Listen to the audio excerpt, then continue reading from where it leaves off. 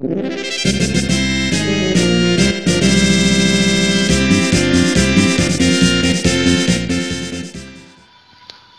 going on, everybody? It's Nazdarachi here again with the quick Phase 2 update to the Blue Planet event. So, they added the final 3 Nightmare difficulty dungeons, and they as well added a whole new Relic draw. So we're going to go ahead and we're going to go over this Phase 2 second banner Relic draw. And we're going to go over the dungeons, and I may try one of them, but I'm not going to go too heavy with the dungeons this evening. Starting with the relics, we got some love for a couple of the same characters, like Sid got a hammer, which is pretty cool because he didn't really have a weapon before that. Porum, so Palum's sibling, got some love.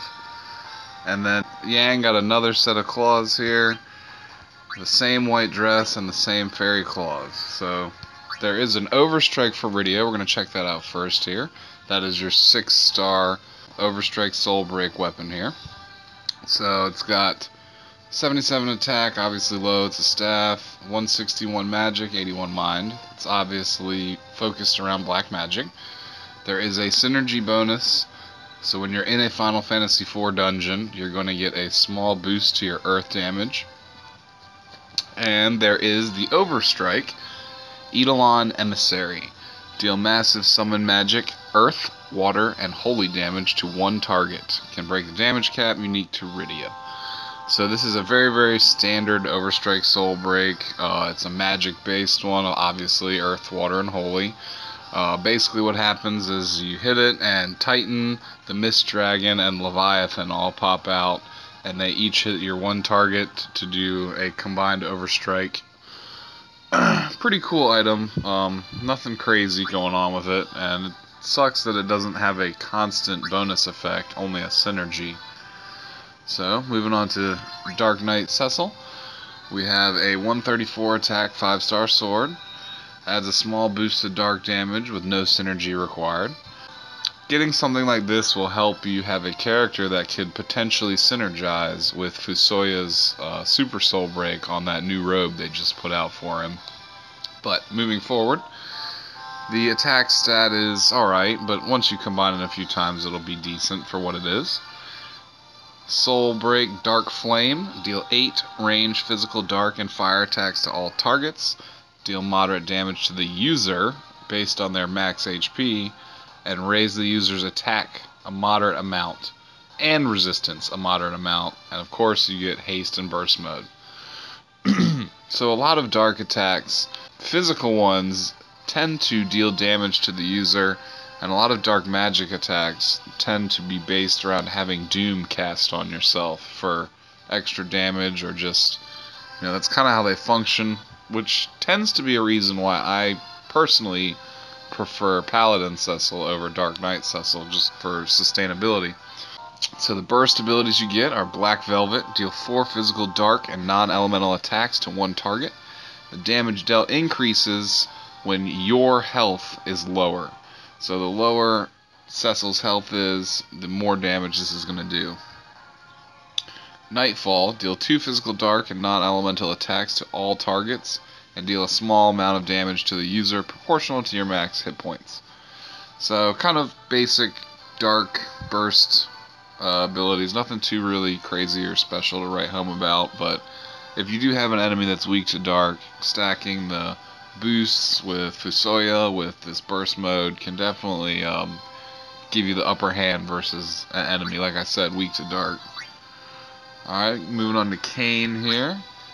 You got Abel's Lance, 130 attack, small boost to lightning damage, no synergy required. Your burst soul break is Dragoon's Pride. Deal 4 jump, lightning, and non-elemental attacks to all targets. Get the standard haste and burst mode, and you get infused with the power of lightning temporarily. So, again, pretty straightforward. Stormblood Dragoon, your first ability. 2 ranged physical lightning attacks to one target, and remove the delay from the user's jump attacks for 2 turns. I guess that's useful if you obviously have a good 5-star Dragoon ability. Triumphant Lancet. Deal 2 ranged physical lightning attacks to one target and restore 1 ability use to the ability with the fewest remaining uses. That is a decent ability if you have low hones and you have a really good ability. You know, you can take that into combat and use that to refill strategically your higher level abilities. I don't know, it's very versatile. It's not bad, that second move. So we get a Warhammer for Sid here with a Super Soul Break, so I guess that's the end of the burst Soul Breaks. Again, bonus effect, small boost to lightning damage. You got 133 attacks, so that's 3 more than what the Spear for Kane was. No synergy required. Super Soul Break though, no burst mode. Deal 5 physical lightning and non-elemental attacks to random targets and temporarily lower their lightning resistance. So obviously he needed a weapon, but your Soul Break from Banner 1 on the armor that he gets is definitely unmeasurably better than this one. It's you would never use this one if you had both items, that one as well. So definitely Sid is more useful to draw for him out of Banner 1 for sure. Got a jacket, some armor for Edge here. 17 attack, then 113, 113, so not terrible. No synergy required, boost to fire damage. You got the Super Soul Break, the Eblon Doppelganger, which gives you that mechanic of dodging 1 physical attack. It also grants you Last Stand and Haste, so it's actually a little bit more useful than some of the Soul Breaks that just allow you to dodge an attack. Can definitely be useful in certain situations if you're using Edge in your party, but nothing crazy. It's definitely not a home run, but it's a cool little red jacket for him. I'm sure if you need armor for another physical character, you could use this as well for them, light armor that is. We got a piece of armor here for Porum. Super Soul Break, pretty decent resistance, low defense, and 28 magic, 37 mind, so definitely more white magic inclined item. Super Soul Break Twin Star, temporarily raise the attack of all allies a moderate amount, mind a small amount, and critical hit chance a large amount.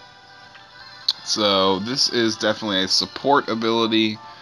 It is pretty good actually. I mean, it's going to help out a diverse amount of people in your party, so if you have healers, it's going to help them a small amount.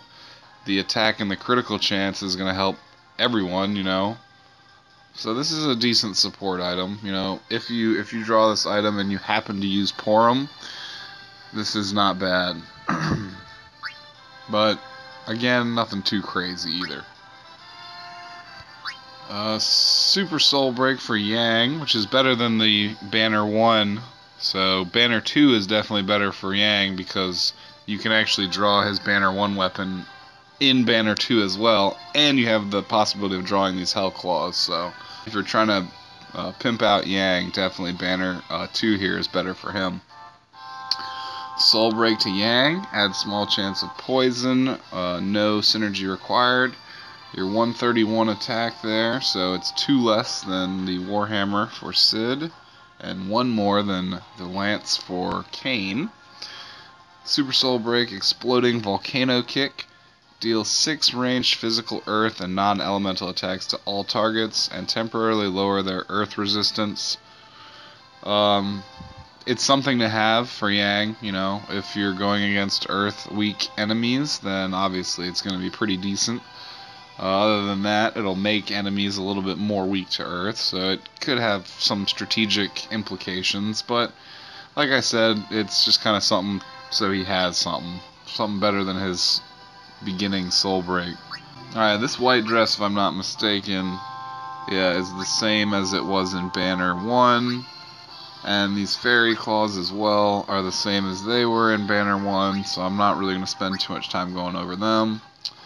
And that was all there is to it.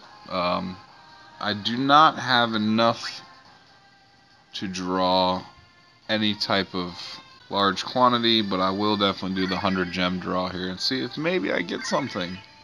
Probably not, because last time I did this I got a 5-star Fusoya robe, so I'm not expecting much here. No. That was kind of to be expected. I mean, RNG can only be on your side but so much, so. Out of the last draw I got the Overstrike and Fusoya's robe, so like I said, I wasn't really expecting too much with that. I'm not going to spend any more resources on drawing, but I will show you guys the outlines for the 3 dungeons that they just added the Nightmare difficulty, because I know that not everyone can just automatically click on them straight out the gate. So, we're going to the blue planet here, and the Elite Dungeons. So the last ones they added were the Ultimate, Ultimate Plus, and Plus Plus. I played the Maw of Madness, and I accidentally didn't trigger the 3rd condition to get Champion. So I should have gotten it, but I didn't. I'm going to have to do it again for these Major Wind Orbs and that Lightning Crystal. But you do as well get a 5-star accessory, Sid's Boots. So if you get his hammer, his gloves, and his boots, then you can have him fully equipped right here. Major Dark Orbs useful, and Spirit Modes. That was not bad. And we're fighting Dr. Luge and Barnabas again, and Barnabas Z, and the Lugeborg, all in the same battle. And they have a little bit upgraded attacks. You cannot attack him at all because this character is Barnabas acting as basically a wall for him. So you basically just want to protect and shell up and start pummeling Barnabas as much as you can. I brought the Orlando Overstrike, and I was able to pretty easily manage between him, Cecil's Overstrike, and the Orlando I naturally had in my party. I was able to take out all 3 of the bosses pretty easily. But like I said, I forgot to, on the 2nd phase, you have to lower his defense. And I got the attack on the 1st phase and the lightning on the any phase, but I forgot to do defense break on the 2nd phase there. So, again, he's just going to use assorted physical based attacks and flamethrower. He's going to try and put you to sleep again, and it's weak to lightning, so really you just want to break power, break defense, and shell and protect are going to come in handy here. I only brought 1 healer with me. The most important dungeon that you have to beat, which is one that gives you your Universal Memory Crystal 3, is the 160 difficulty.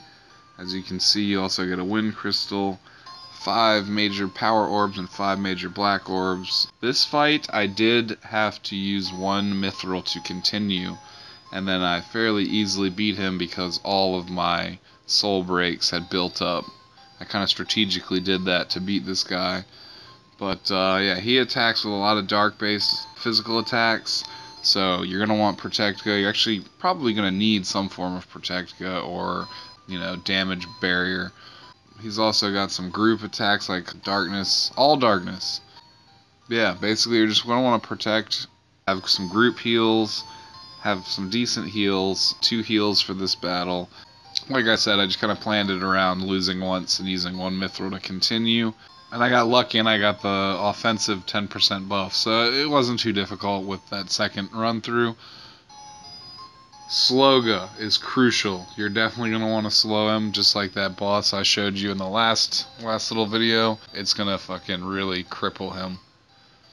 And as well, obviously he's dark, so use Holy. I used Banishing Strike, and obviously Cecil's Overstrike was pretty much all I needed to really take him out. And then Orlando, and I had a Cecil as my roaming warrior. So, obviously you do all that, and you'll master that one, and you'll get some of that pretty cool, necessary Memory Crystal Load 3s, man. Those things are hard to come by. I attempted this one once, and I got my ass handed to me because my party was not optimized for it. But like a lot of other 180 dungeons, you really just get Giant Scarletite and Adamantite, 30 of each. And more importantly, you get the Power Crystal and the Summoning Crystal. I mean, the upgrade materials are pretty useful, but I already have about 250 of each of those. And all my items that are 5-star or above are, fully upgraded. Still have a decent amount left, so I'm not really prioritizing beating this dungeon. But Dark Bahamut, he's a mofo. He just has a lot of really powerful group magic. Like, this Mega Flare is really what KO'd me. I was doing pretty well until he used that, and he basically lands and just blasts your whole party. And he basically insta-KO'd everyone except for Zack, because Zack has fairly decent HP, so I lost. I don't have a dancing character that can use Exhausting Polka or Heathen Frolic, so I don't really have kind of the tools I need to clear this one. I feel like I probably could if I spent enough Mithril continuing, but that's really not...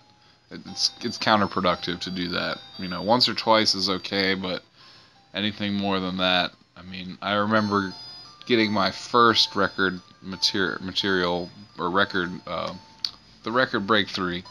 I spent 10 Mithril trying to get the first one because I wanted it that bad, just continuing. And I finally got it, but I don't really know if it was worth it. So yeah, you could have probably just hit the completion rewards and checked all that, and I didn't have to show you, but, we went through it, kind of showed you the boss walkthroughs as well, or, what their weaknesses are anyway, and a little bit of strategy. I hope you guys enjoyed that coverage of the Phase 2 Ultimate Plus difficulty dungeons, and as well the Relic discussion. I guess I'm gonna, whenever something new pops up in Final Fantasy Record Keepers, at least if it's something that I'm pretty interested in, I'm gonna go ahead and cover it. So if you guys are interested, just tag along, and I'll have some new stuff up for you soon. Hope you guys have a great day. Have a good one, and I'll talk to y'all later. Peace.